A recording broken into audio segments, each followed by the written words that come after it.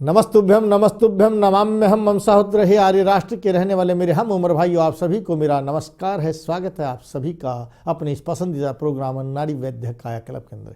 आज हम बात करते हैं सेक्स की, आज हम बात करते हैं इम्पोटेंसी की, आज हम बात करते हैं उस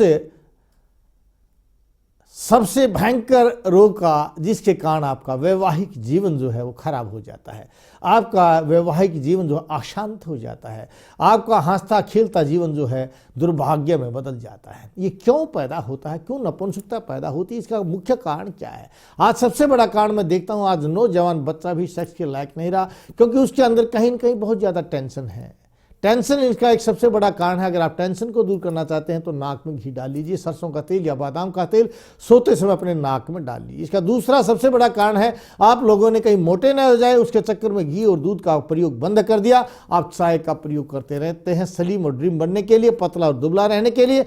जब आपके शरीर के अंदर इस बढ़ती हुई आयु के अंदर आप संपूर्ण आहार का प्रयोग नहीं करेंगे तो रसात रक्तम ततो मांसम मांसान वेद ततो अस्थि स्थन मज्जा मज्जा शुक्रम शुक्रात गर्भम पर जायते, जो खाते उससे रस बनता है, रस रक्त मांस में अस्थि मज्जा और शुक्र धातु का निर्माण होता है। जब ये सभी धातुओं का सही रूप से निर्माण नहीं हो पाता है तो शुक्र धातु का जब निर्माण नहीं होगा तो सेक्सुअल पावर कहाँ से आएगी? तीसरी इसका जो सबसे बड़ा मुख्य कारण मैं समझता हूँ, गलत प्रचार जो इधर उधर दिखाई दिया जा रहा है, अलग अलग दिखाया जा रहा है कि ऐसा होना चाहिए, वैसा होना चाहिए, इतना टाइम लगना चाहिए, नहीं लगना चाहिए, ये सब एक भ्रांतिवश है। इसमें कोई समय सीमा नहीं होती, इसमें किसी इंद्रिय की लंबाई और मोटाई से कोई मतलब नहीं होता है।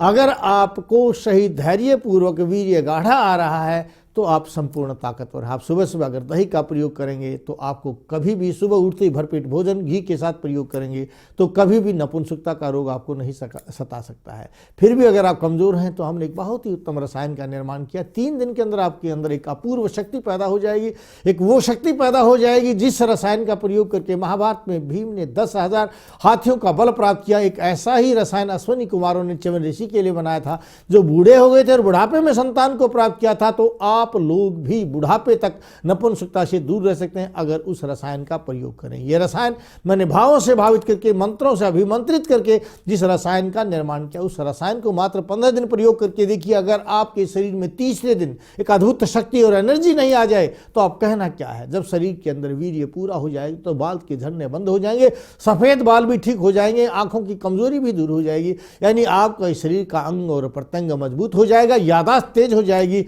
और शरीर में काम करने का एक जोश पैदा हो जाएगा। क्योंकि जिस तरह से एक छोटा सा बच्चा कूद करके चलता है, खेलता कूदता रहता है, क्योंकि उसके अंदर संपूर्ण वीर्य होता है, उसकी आंखें भी सुंदर होती हैं, बाल भी घुंघराले होते हैं। लेकिन जैसे जैसे वीर्य ये कम हो जाता है, कूदना फादना बंद हो जाता है, चेहरा निस्तेज हो जाता है, बाल सफ़ेद होते चले जाते हैं, झड़ते चले जाते हैं। ये सभी वीर्य की कमी के कारण होता है। तो ये एक साधारण सा रोग है, लेकिन लोग यहाँ कई बार जो है उत्तेजक गोलियों का प्रयोग करते हैं, जिसका प्रयोग करने से हृदय रोग बन जाता है, बीपी बढ़ जाता है और आप पहले से भी कमज़ोर हो जाते हैं। जैसे घोड़े को चाबुक मार करके अगर आप भगाएंगे तो घोड़ा गिर जाएगा और एक दिन असहाय होकर के मृत्यु हो जाएगा। ऐसे ही अगर आप काम वासना वर्धक गोलियों का प्रयोग करेंगे या टैबलेट्स का प्रयोग करते हैं, इंजेक्शन का प्रयोग करते हैं, तो एक वक्त ऐसा आएगा आपका शरीर बिल्कुल निढाल हो जाएगा और आप बिल्कुल नपुंसक हो जाएंगे। आयुर्वेद कहता है कि शरीर के अंदर ताकत देनी है, तो जिस तरह से घोड़े को चने खिला करके हम ताकत देते हैं, उसी तरह से पुरुष को शरीर में आहार की चीज़ों का प्रयोग करके या रस और रसायन का प्रयोग करके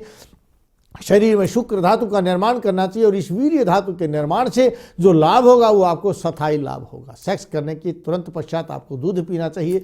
सेक्स के पश्चात जो लोग दूध पीते हैं उसको कभी भी नपुंसकता का रोग पैदा नहीं होता। सुबह सुबह दही और भरपूर आहार का प्रयोग करना चाहिए। भोजन में अच्छे घी का प्रयोग करना चाहिए। जो शुद्ध घी और दूध का प्रयोग करते हैं, सुबह सुबह दही का प्रयोग करते हैं, वो व्यक्ति कभी भी नपुंसक नहीं हो सकता है। गच्छामि पुनर्मिलनाय जा रहा हूँ दोबारा मिलने के लिए। अधिक जानकारी के लिए आप टीवी स्क्रीन के नीचे जो नंबर देख रहे हैं, किसी भी नंबर पर संपर्क करके हमारे औषधालय से दवाई मंगा सकते हैं। लेकिन दवा से परहेज बेहतर है। आपको परहेज करना पड़ेगा। भोजन के बीच में आपको घूट घूट करके पानी पीना चाहिए। मुहुर्मुहुः वारं वारं वा जिह्वां प्रक्षालनं कृत्वा भोजनं कर्तव्यम्। जो व्यक्ति भोजन के बीच में घूट घूट करके पानी पीता है, 2 टूक खाए घूट पानी, 2 टूक खाए घूट पानी, इस तरह से अगर पानी का प्रयोग करते हैं तो कभी भी आप नपुंसकता के रोगी नहीं हो सकते हैं।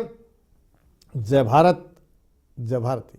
सभी प्रकार के रोग संबंधी परामर्श हेतु वैद्य से मिलने का समय हरियाणा में रोहतक में सुबह 5 बजे से दोपहर 1 बजे तक, दिल्ली बाईपास के नज़दीक हुड्डा सेक्टर 1 की दूसरी पुलिया के सामने और दिल्ली नांगलोई में दोपहर 1 बजे से शाम 5 बजे तक नांगलोई मेट्रो स्टेशन के साथ पिलर नंबर 384 के सामने मेट्रो बाजार में सर्वोदय स्कूल के सामने रोजाना आप मिल सकते हैं। शुक्रवार बंद रहेगा। अग्रिम बुकिंग के लिए संपर्क करें 8595299299 7428299299 95